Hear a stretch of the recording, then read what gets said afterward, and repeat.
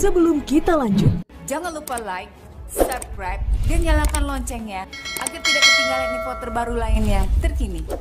Semoga bermanfaat. Assalamualaikum warahmatullahi wabarakatuh. Ketemu saya dengan channel News Sadar Allah. Kali ini akan melanjutkan pembahasan tentang berita tentang sejarah ya di masa lalu, tentang pemberontakan DITI. Pemberontakan yang terjadi di dalam tubuh bangsa Indonesia menyebar di berbagai daerah, mulai di Jawa Barat, Kalimantan, Aceh, bahkan Sulawesi Selatan. Adapun pemberontakan yang terjadi di berbagai daerah tersebut dilakukan oleh DITI. Berikut penjelasan pemberontakan DITI di berbagai daerah. Yang pertama, DITI di Jawa Barat. Sekar Marijan Kartosuwiryo mendirikan Darul Islam atau DI dengan tujuan menentang penjajah Belanda di Indonesia.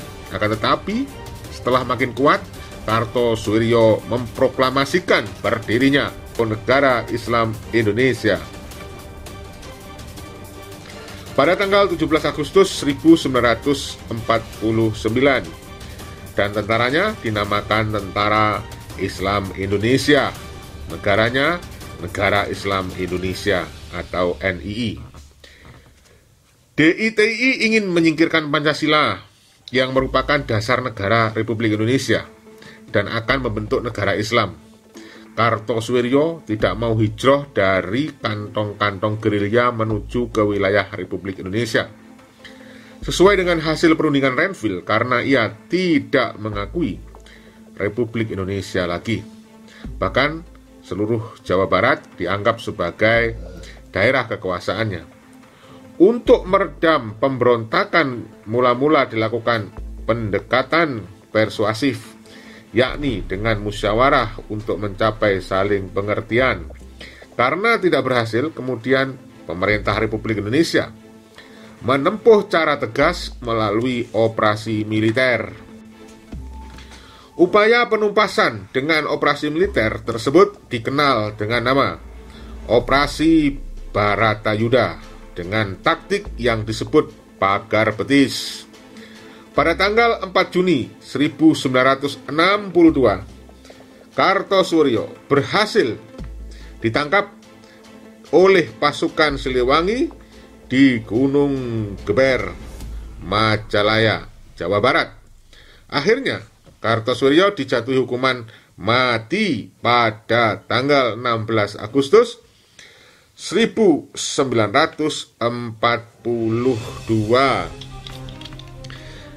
Kemudian DITI Jawa Tengah. Gerakan DITI di Jawa Tengah dipimpin oleh Amir Fattah di bagian utara yang bergerak di daerah Tegal, Brebes, dan Pekalongan. Setelah bergabung dengan Kartosuwiryo, Amir Fattah kemudian diangkat sebagai Komandan Pertempuran Jawa Tengah dengan pangkat Mayor Jenderal Tentara Islam Indonesia. Untuk menghancurkan gerakan ini, pada Januari 1950 dibentuk Komando Gerakan Banteng Negara atau GBN di bawah pimpinan Letnan Kolonel Sarbini.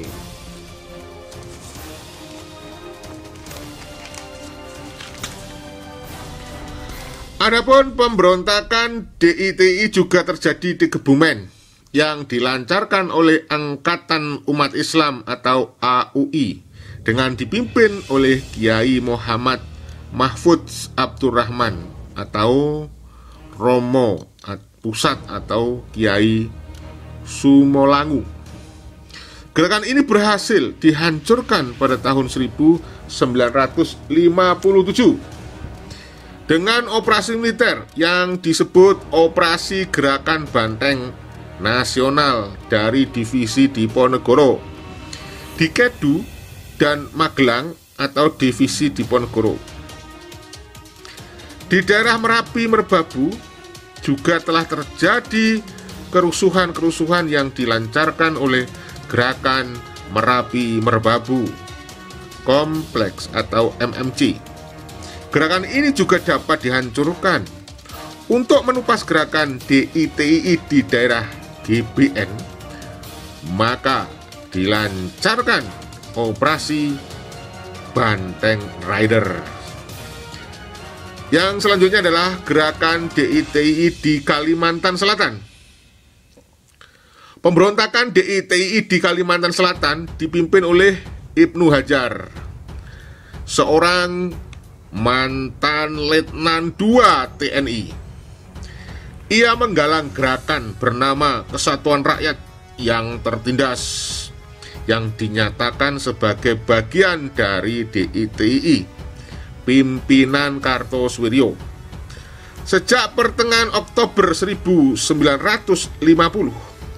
gerakan yang digalang oleh Ibnu Hajar menyerang pos-pos TNI dan mengacau di sejumlah wilayah di Kalimantan Selatan.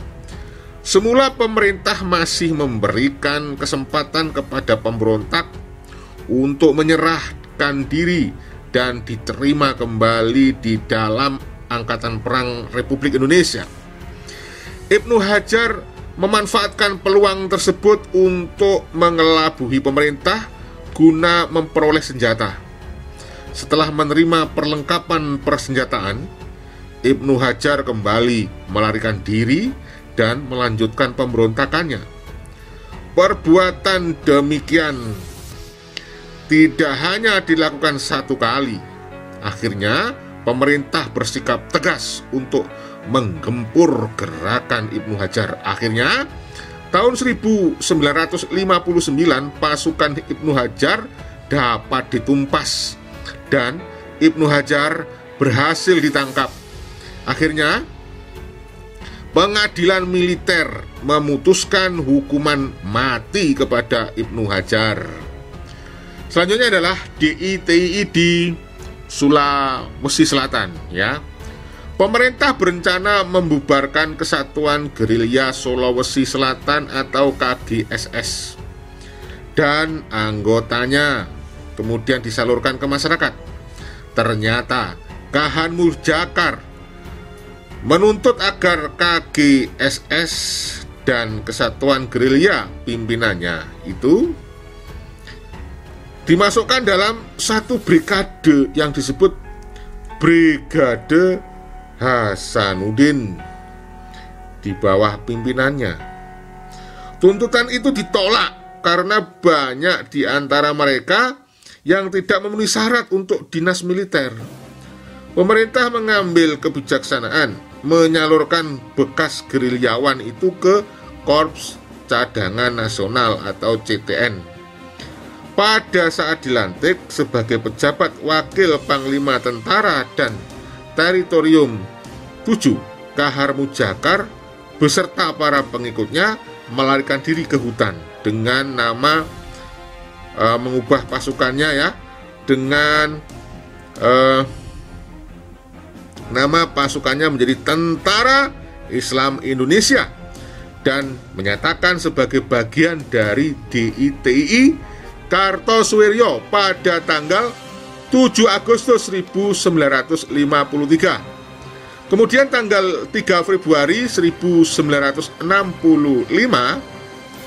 Kahar Mujacar tertembak mati oleh pasukan TNI. Nah, selanjutnya adalah DITII Aceh. Adapun penyebab terjadinya pemberontakan DITII di Aceh antara lain, yang pertama, adanya berbagai otonomi daerah. Yang kedua, pertentangan antar golongan. Yang ketiga, rehabilitasi dan modernisasi daerah yang tidak lancar. Gerakan DITII di Aceh dipimpin oleh Tengku Daud Beuruh atau Daud Beureuh yang pada tanggal 20 September 1953 memproklamasikan daerah Aceh sebagai bagian dari Islam Indonesia dipimpin yang di bawah pimpinan Kartosoewirjo. Pemberontakan DITII di Aceh diselesaikan dengan kombinasi operasi militer dan musyawarah. Hasil nyata dari musyawarah tersebut adalah pulihnya kembali keamanan di daerah Aceh. Baik saudaraku, para pemirsa, pecinta sejarah, dan anak-anakku semuanya dimanapun berada, selanjutnya adalah pemberontakan Angkatan Perang Ratu Adil atau sering disebut dengan APRA. Pada bulan Januari 1950 di Jawa Barat, di kalangan Kenil, KNIL, timbul Angkatan Perang Ratu Adil atau APRA yang dipimpin oleh Kapten Westerling. Dia adalah seorang algojo ketika bertugas di Sulawesi Selatan. Aksi mereka dimulai dari Bandung pada tanggal 23 Januari 1950. Mereka melakukan serbuan mendadak dan menembak mati setiap tentara yang mereka jumpai, termasuk yang menjadi korban adalah Letnan Kolonel Lembong. Tidak kurang dari 70 TNI waktu itu menjadi korban keganasan Westerling dan kawan-kawannya. Tujuan APRA, Angkatan Perang Ratu Adil, adalah mempertahankan bentuk negara federasi atau federal Pasundan di Indonesia dan mempertahankan adanya tentara sendiri pada setiap negara bagian RIS, Republik Indonesia Serikat. APRA atau Angkatan Perang Ratu Adil mengajukan ultimatum kepada pemerintah menuntut supaya APRA diakui sebagai tentara Pasundan dan menolak dibubarkannya negara Pasundan, negara federal itu. Nah, ultimatum ini ditanggapi oleh pemerintah. Maka pada tanggal 23 Januari 1950 di Bandung, APRA melancarkan teror dan APRA berhasil ditumpas. Ternyata dalam gerakan APRA ini berada di Jakarta, yaitu Sultan Hamid II.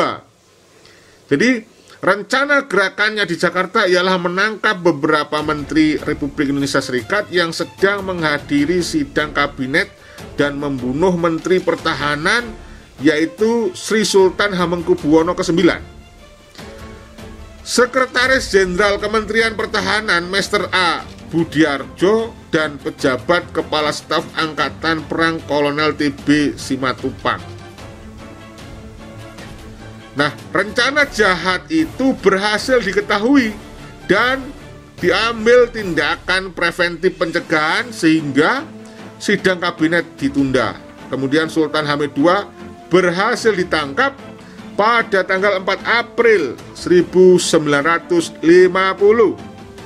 Akan tetapi Westerling berhasil melarikan diri ke luar negeri.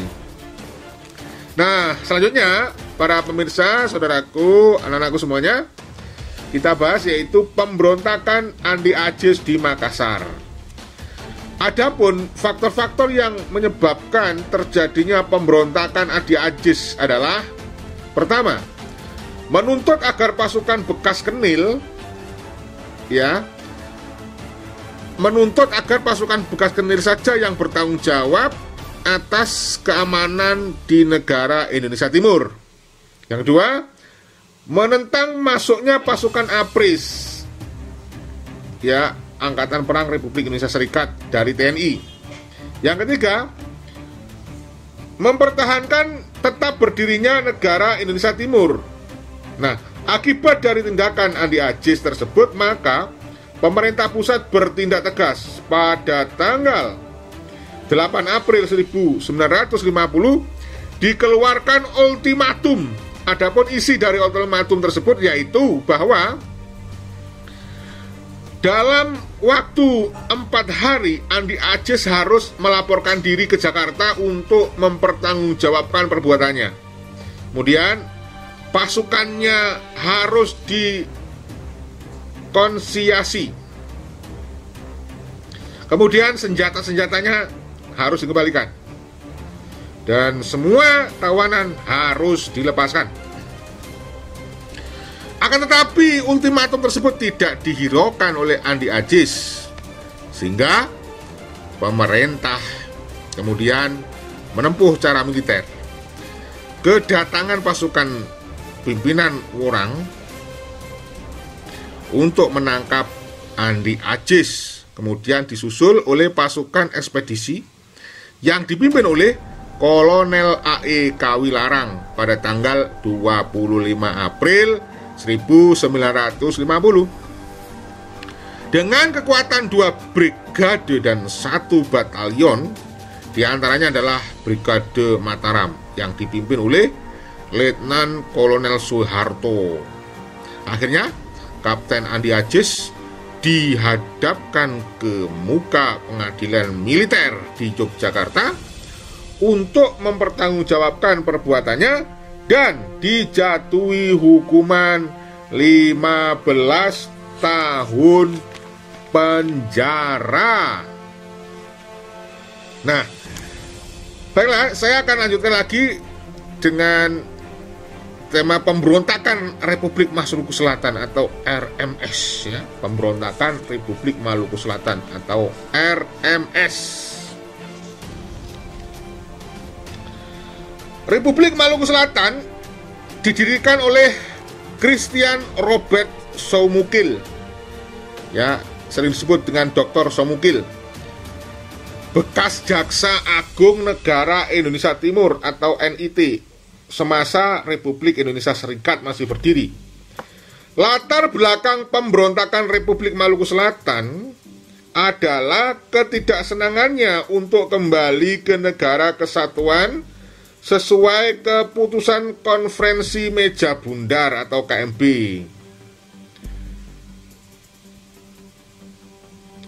Guna memperjuangkan misinya, Soumukil mengintimidasi, meneror, dan membunuh lawan-lawan politiknya. Pemerintah menerapkan 2 cara untuk menghadapi pemberontakan Dr. Soumukil ini di Republik Maluku Selatan. Cara diplomasi ditempuh dengan mengirimkan Dr. Laimina. Namun ditolak oleh Dr. Soumukil. Selanjutnya, tanggal 14 Juli 1950, pasukan APRIS mulai mendarat di Maluku. Lalu bulan Desember 1950, seluruh Maluku, terutama Maluku Tengah, dapat dikuasai oleh APRIS, Angkatan Perang Republik Indonesia Serikat. Operasi ini dipimpin oleh Kolonel Kawilarang dengan membagi pasukan menjadi 3, yaitu grup 1 dipimpin oleh Mayor Ahmad Wiranata Kusuma. Grup 2 dipimpin oleh Letnan Kolonel Slamet Riyadi. Grup 3 dipimpin oleh Mayor Suryo Subandrio. Republik Maluku Selatan dengan mudah dipadamkan, namun Letnan Kolonel Slamet Riyadi tewas tertembak dalam sebuah kontak senjata di depan benteng New Victoria tanggal 2 Desember 1953. Kemudian Soumukil, ya, yang memberontak dapat ditangkap dan dalam mahkamah militer luar biasa dia dijatuhi hukuman dengan pidana mati. Tetapi sisa-sisa Republik Maluku Selatan masih ada sampai sekarang, ya, diduga masih ada sampai sekarang. Mereka bergerak di bawah tanah di Maluku dan masih menginginkan untuk melepaskan diri dari Indonesia. Baik, selanjutnya adalah pemberontakan PRRI atau Permersta atau PRI dan Permersta. Penyebab langsung pemberontakan PRRI dan Permersta adalah hubungan yang tidak harmonis antara pemerintah pusat dengan pemerintah daerah, terutama Sumatera dan Sulawesi. Kedua wilayah tersebut merasa tidak puas terhadap masalah otonomi dan perimbangan keuangan antara pusat dengan daerah. Sikap tidak puas tersebut mendapat dukungan dari sejumlah panglima dalam tubuh APRIS dengan membentuk dewan-dewan militer di beberapa daerah di Sumatera. Antara lain, yang pertama Dewan Banteng di Sumatera Barat oleh Letnan Kolonel Ahmad Hussein pada 20 Desember 1956. Yang kedua Dewan Gajah di Medan oleh Kolonel Maludin Simbolon pada tanggal 22 Desember 1956. Yang ketiga, Dewan Manguni di Manado oleh Letnan Kolonel Vince Sumual pada tanggal 18 Februari 1957. Tanggal 10 Februari 1958 didirikan organisasi yang bernama Gerakan Perjuangan Menyelamatkan Negara Republik Indonesia yang diketuai oleh Letnan Kolonel Ahmad Hussein. Gerakan Hussein ini akhirnya mendirikan PRRI atau Pemerintah Revolusioner Republik Indonesia yang berkedudukan di Bukit Tinggi dengan Safrudin Prawira Negara sebagai pejabat presiden. Permesta atau Perjuangan Rakyat Semesta pada hari berikutnya mendukung dan bergabung dengan PRRI sehingga gerakan bernama bersama itu disebut PRRI Permesta. Ya, jadi Permesta yang berpusat di Manado tokohnya adalah Letnan Kolonel Vince Sumual, Mayor Gerungan, Mayor Runturambi, Letnan Kolonel DJ Samba, dan Letnan Kolonel Saleh Lahadi. Untuk menumpas pemberontakan PRRI Permesta dilaksanakan operasi gabungan yang terdiri atas unsur-unsur darat, laut, udara, dan kepolisian. Serangkaian operasi yang dilakukan sebagai berikut. Yang pertama, yaitu operasi Tegas dengan sasaran Riau dipimpin, operasi Tegas dengan sasaran Riau dipimpin oleh Letnan Kolonel Kaharudin Nasution. Tujuannya mengamankan instalasi dan berhasil menguasai kota Pekanbaru pada tanggal 12 Maret 1958. Yang kedua, operasi 17 Agustus dengan sasaran Sumatera Barat dipimpin oleh Kolonel Ahmad Yani, berhasil menguasai kota Padang pada tanggal 17 April 1958 dan menguasai Bukit Tinggi pada tanggal 21 Mei 1958. Kemudian yang ketiga, operasi Sabta Marga dengan sasaran Sumatera Utara dipimpin oleh Brigjen Jati Kusumo. Yang keempat, operasi Sadar dengan sasaran Sumatera Selatan.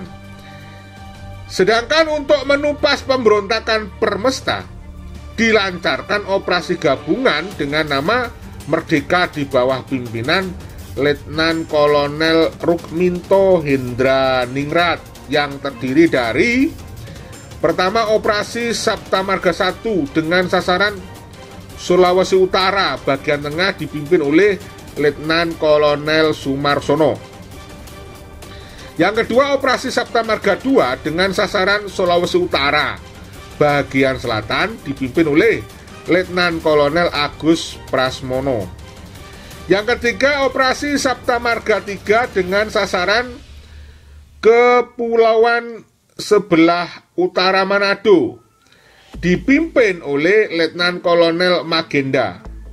Yang keempat, Operasi Sabta Marga 4 dengan sasaran Sulawesi Utara, dipimpin oleh Letnan Kolonel Rukminto Hindraningrat.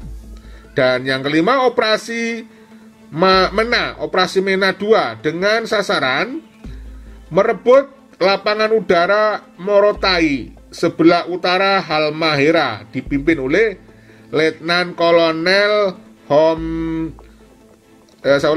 oleh Letnan Kolonel Humhots. Akhirnya pimpinan PRRI menyerah satu persatu. Misalnya Ahmad Hussein yang menyerah pada tanggal 29 Mei 1961 dengan melaporkan diri beserta pasukannya dan diikuti yang lain. Dengan demikian, pemberontakan PRRI dapat dipadamkan.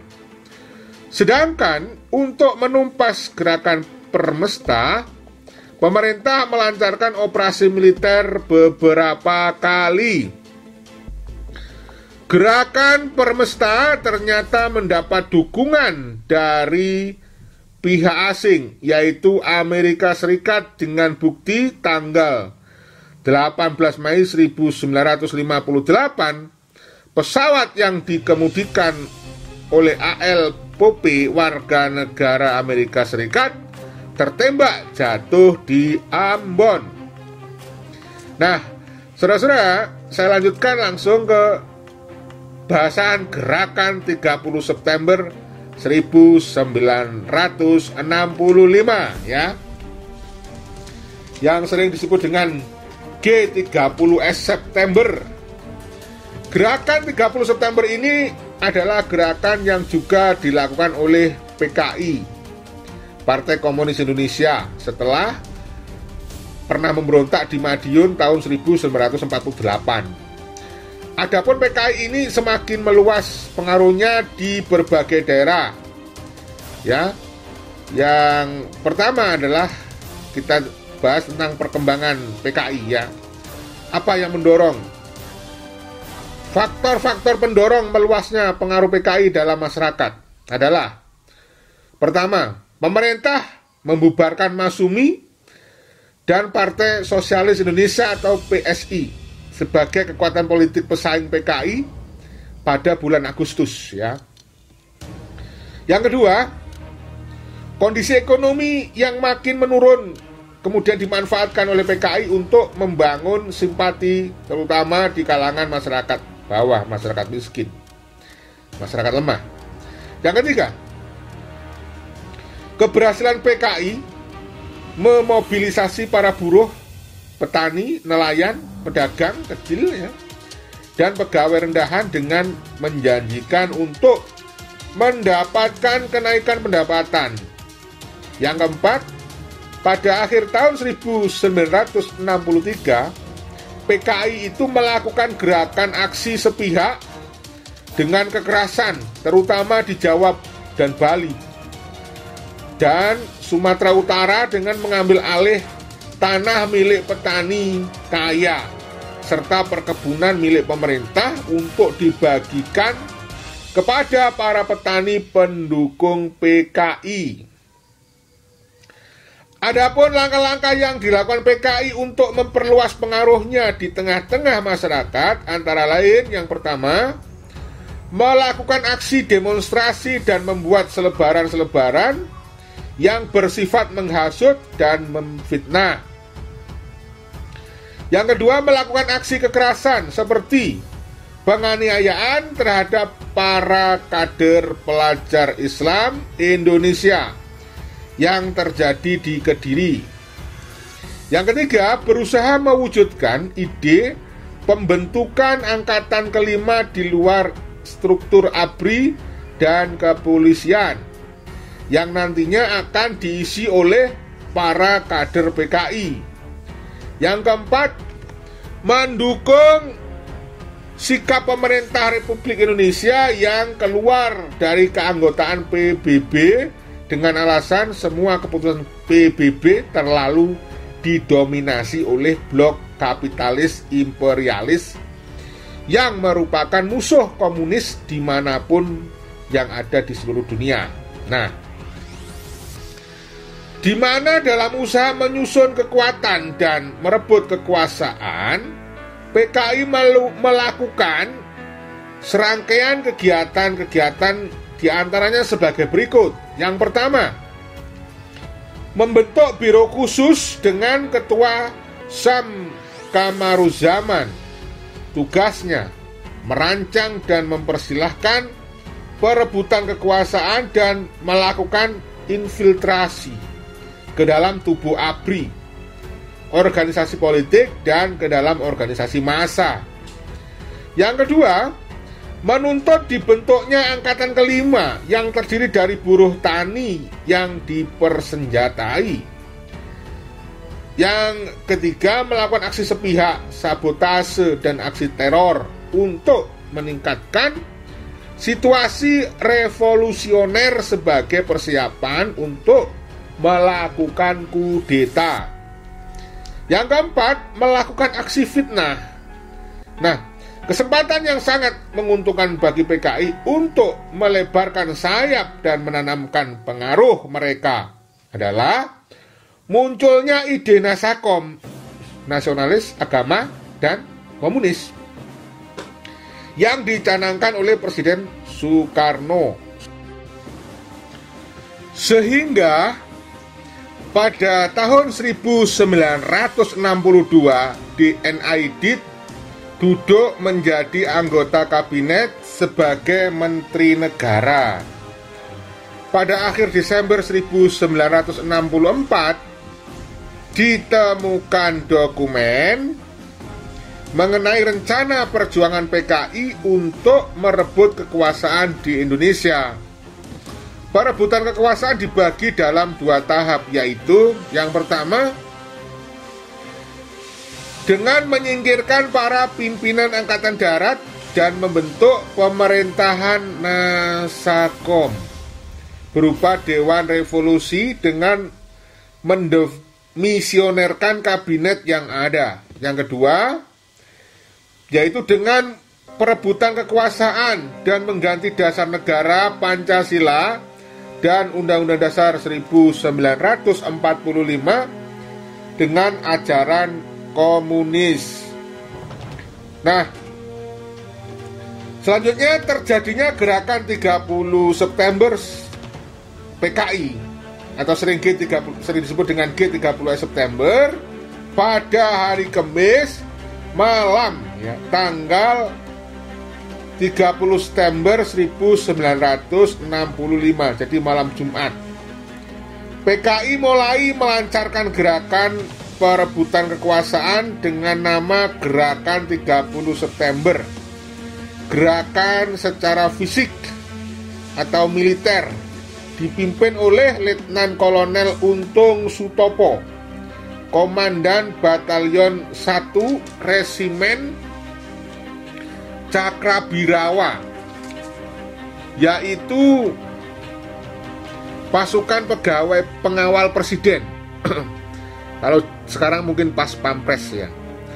Dan mulai bergerak pada dini hari tanggal 1 Oktober 1965. Terjadilah teror kejam terhadap 6 orang perwira tinggi dan seorang perwira pertama Angkatan Darat diculik dari tempat kediamannya masing-masing.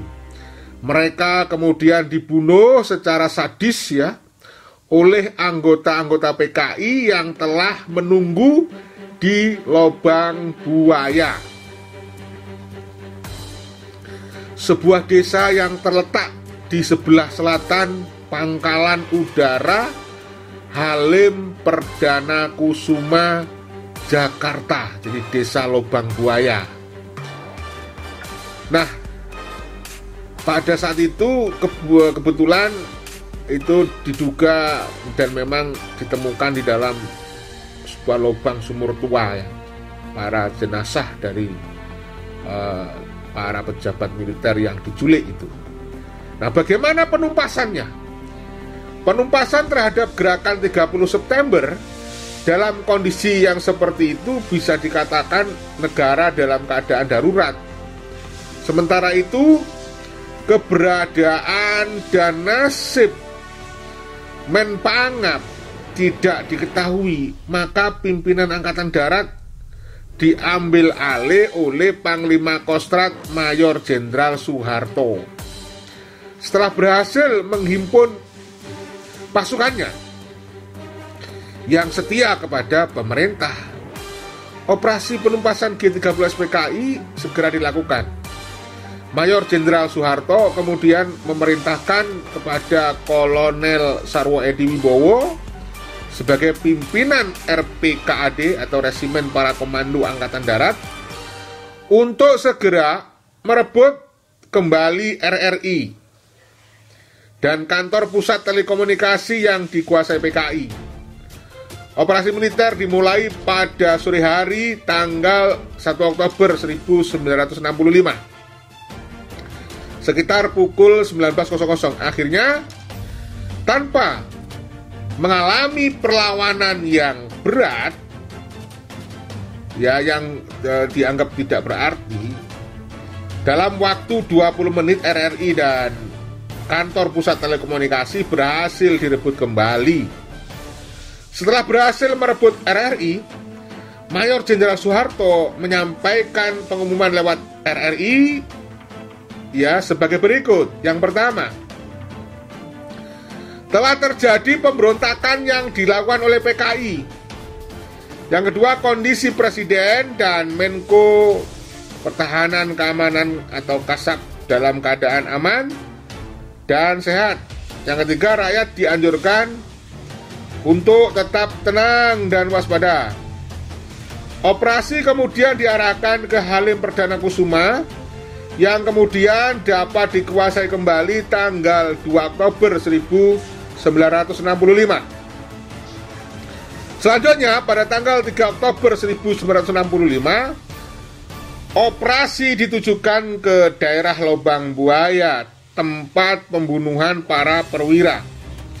Berkat bantuan Brigadir Polisi Sukitman, operasi tersebut berjalan dengan lancar. Pada hari berikutnya, yaitu tanggal 4 Oktober, dilakukan pengangkatan jenazah korban G30 SPKI dari sumur di Lobang Buaya.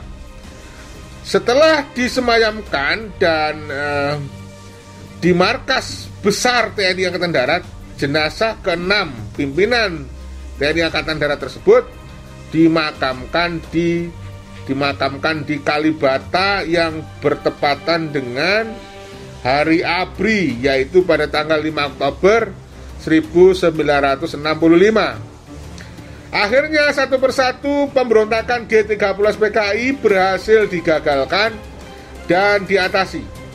Tokoh-tokoh PKI yang melarikan diri ke Jawa Tengah, ya, yang menjadi wilayah basis PKI,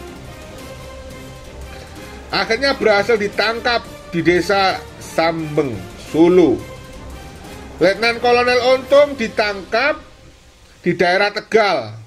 Mereka diajukan ke Mahkamah Militer Luar Biasa atau Mahmilub dan dijatuhi hukuman mati.